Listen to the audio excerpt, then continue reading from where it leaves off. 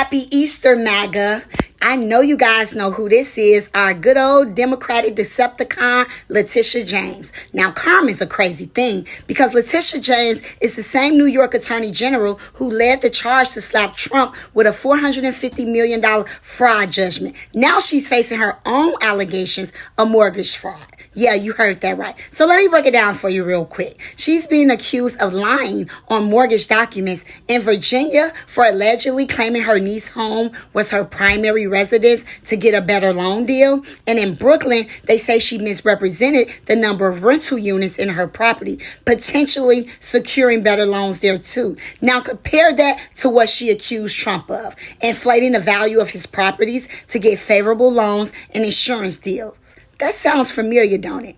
Now, here's the thing. She's saying it's all a political hit job. She's calling it retaliation from the Trump administration. But I'm not buying it. But at the end of the day, everyone reaps what they sow. And you can't throw stones in a glass house and don't expect nobody to check your windows, okay? This ain't about red versus blue. This is about Letitia James doing the same thing that she accused Trump of doing. No one is above the law. So the Trump administration are going through your house and going through your closet and getting your skeleton bones out, as they should. You did the same to them.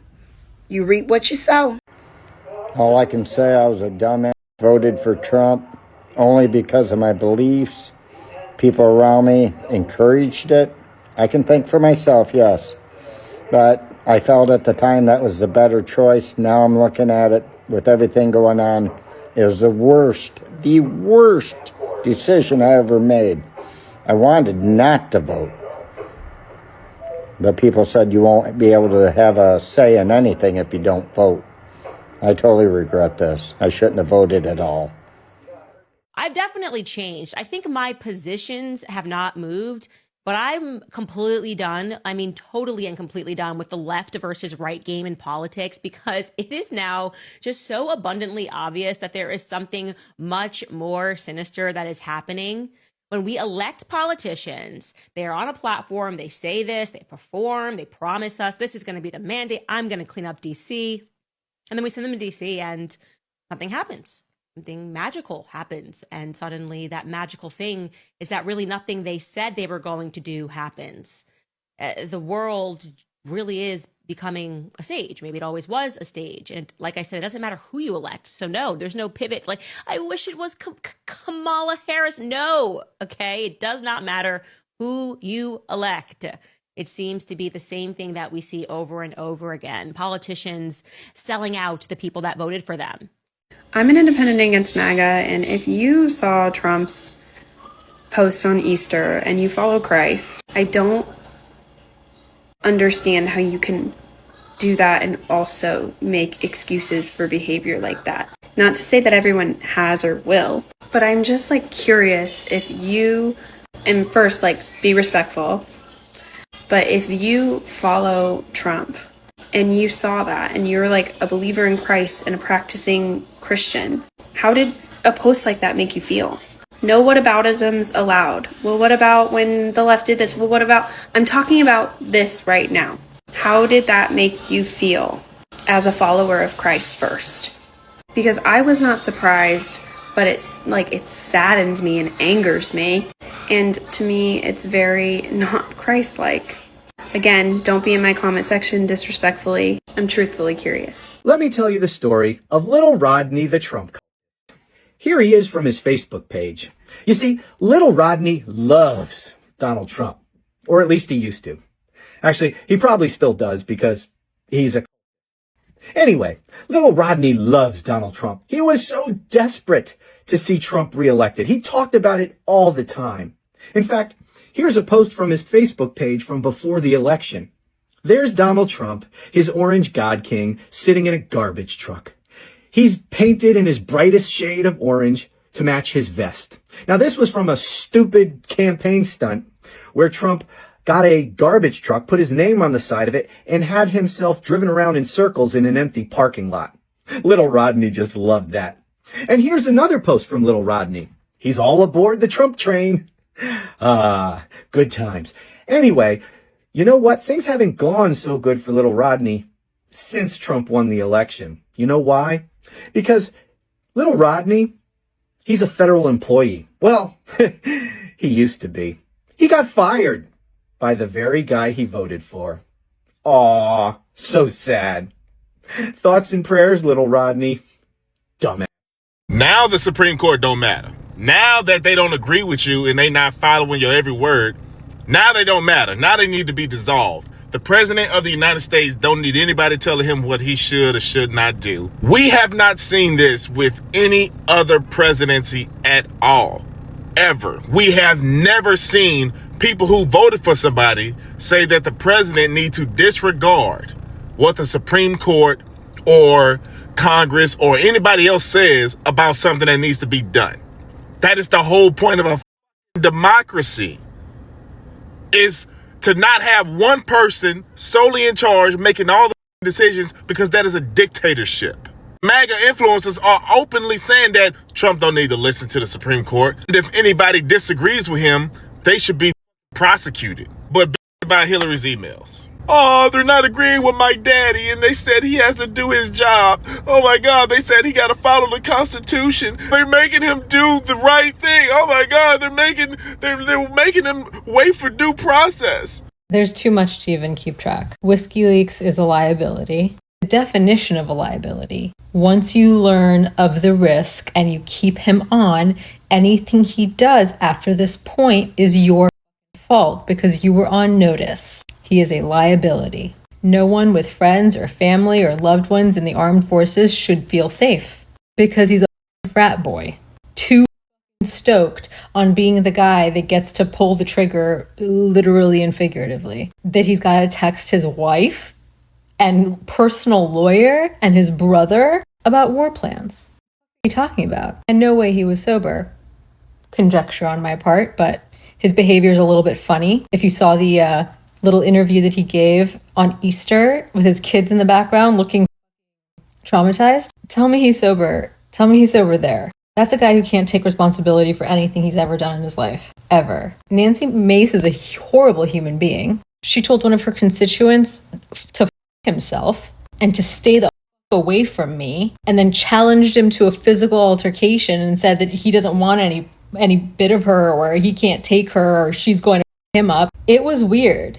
I saw his version first. He cuts off his video earlier. Like, so you hear her saying to go yourself, and then he's like, you're going to tell me to fuck myself, you're going to tell me to fuck. But it goes on way farther than that. I saw her filming, and I thought there's no way that she's going to release this because this doesn't make her look good. She released it because she thinks it makes her look good. Because to her base, that's strength. Being an asshole to your constituents who you identify for some reason as being a liberal, based on what? The fact that you identified him as being gay, and the only other thing that was said in the conversation is, when are you going to have a town hall? So he's a lib because he's asking about a town hall. You don't know any conservatives who are gay? Really? And I found that to be so dehumanizing. He's asking for a town hall, or when are you going to have a town hall? She says, where were you the 12 I had last year? Well, when's your next one? She refuses to answer. By the way, why is she wearing stilettos and jeans at the drugstore in the middle of the day? Shouldn't you be working, lady? So in the middle of their conversation, she says, by the way, I voted for gay marriage twice. What? And he's like, what does that have to do with me? And she says, it has everything to do with you. Excuse me? And he said what we're all thinking, which is, you think that my entire being is reduced to gay marriage? That's the only thing I give a about? How unbelievably reductive and demeaning and dehumanizing. This is how politicians think of people.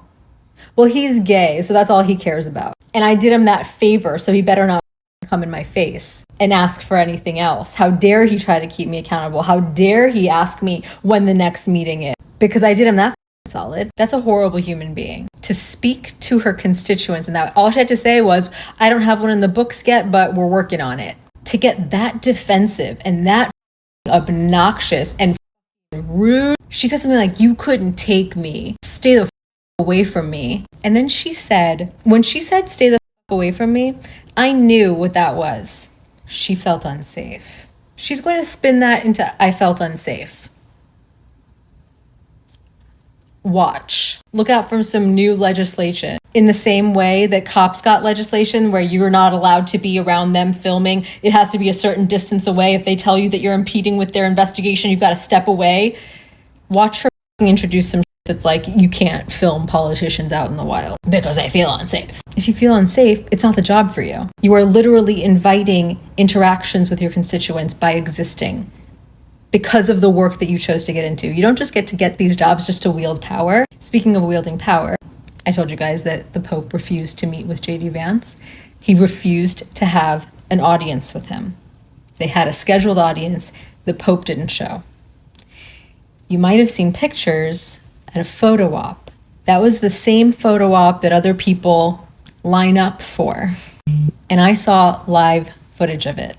And J.D. Vance looks like an absolute psychopath. Extra eyeliner on, sitting in a chair directly across from him, like leaning over, elbows on his knees, saying, it's obviously for the photo shoot, so he has to say something. He's like, it's good to see that you're in good health. But he looks like he could strangle him because he was embarrassed. JD is an adult convert to Catholicism.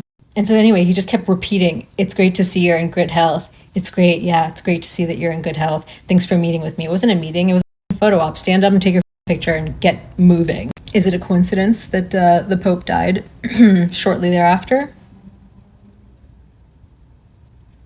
I feel like I'm forgetting something. But that Doge whistleblower needs to have 24-hour security around him. That's all I know. Good morning, FAFO crew. It's Monday. Hope everybody had a good Easter if you celebrate. But I can tell you who did not have a good weekend, and that was the Cheeto himself, Hoover, Groper Cleveland, because if you didn't hear, Canada has a new trade partner for oil. China has slashed 90% of the oil incoming from America, and they're buying from the new Trans Mountain pipeline that is now supplying 890,000 barrels per day to the Pacific. Yes, Canada basically looked at Donald Trump and his tariffs and said, off, and made a deal with China. What does that mean for you? Well, you Trump voters, us. You know, you've known that. You just don't admit it. And our gas prices are going to go up. Our natural gas prices are going up because, oh, by the way, LNG Canada is sitting there on the West Coast as well. And I think they are now doing 570,000 barrels of liquefied natural gas, LNG. So our prices are scheduled to go up by like 80 cents per gallon. Go look at Mr. Global. He's got a lot of great information. He's actually in the industry. He knows everything about it. He knows the fact that, you know, energy independence was a big thing, right? That's what the Republicans would all say. We're not energy. We were. We were producing more than we've ever produced. Drill, baby, drill is not a thing, right? Oil prices are coming down, so our oil companies are already starting to shutter operations. And now with this, yeah. Well, good luck to all of us, and the sooner this Cheeto gets out of office, the better we all will be. So I just got off a call with a Republican fundraiser, and I'm obviously a super liberal, gay, atheist, like Democrat voter. Did I tell her any of this? No. I just proceeded to pretend that I was a Republican. And so she's asking questions like, oh, we need to raise money because we need to, educate voters and we need to support, the Republican cause and traditional values. And so I push her on that a little bit. And I'm like, okay, well, this administration has been deporting people without due process, which is very un-American. He's defied the Supreme Court, which is not constitutional. They haven't done anything for, to lower prices or to, do anything that's really helping working people. I'm like, what do you think about that? And she's like, I agree. I think this administration has been messy. I don't like that what they're doing with, deporting people and ignoring the Supreme Court. And I'm a single mother and I wish that that prices were lower.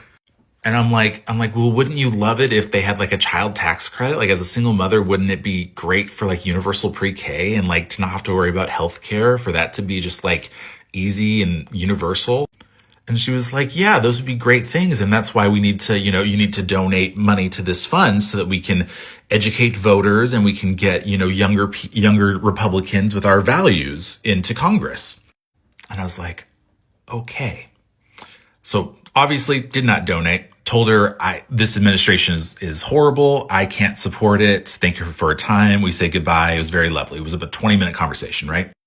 What really hit me was that we share all the same values, except for trans people. She wasn't happy about the 20 trans people that play sports, right? So beyond that, we share all the regular kitchen table values. She wants lower prices. I want lower prices. She wants, I want universal healthcare. She thinks she would love universal healthcare, universal pre-K, all of those socialist democratic values that we have, she supports.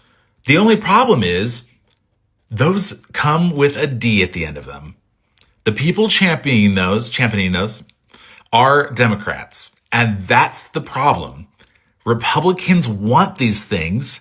She very clearly wants them. It's just that because they come from Democrats, they somehow are poison to them. If a Democrat says universal health care, they say liberal, radical, Democrat, leftist. If a Republican stood up and said, let's do universal health care, they'd be like, yeah, we should have universal health care. Our tax dollars should go to universal health care. But it's because it comes from a Democrat that they won't buy it. Democrats have this poisonous brand somehow, and it just doesn't make sense to me. I know the arguments for why, but it's the fact of the matter that a large chunk of this population of these Republicans, not the MAGA extremists, but a lot of Republicans out there just want the same things Democrats do, but they'll never get it because they let the little blue D at the end of the name get in the way. And that's really sad. But it does give me a tiny bit of hope that these people can see past the red and the blue and just see the things that will help them. And maybe that will help in the future. Well, that was a lot of Easter shenanigans, and I don't know, guys, what do you think in the comment section down there below? It was a lot to digest, bro. A lot has been happening, especially in the political platform, and especially the Pete Hegseth thing, and also the JD Vance thing. Well, it has been interesting. So let me know your thoughts in the comment section down there below.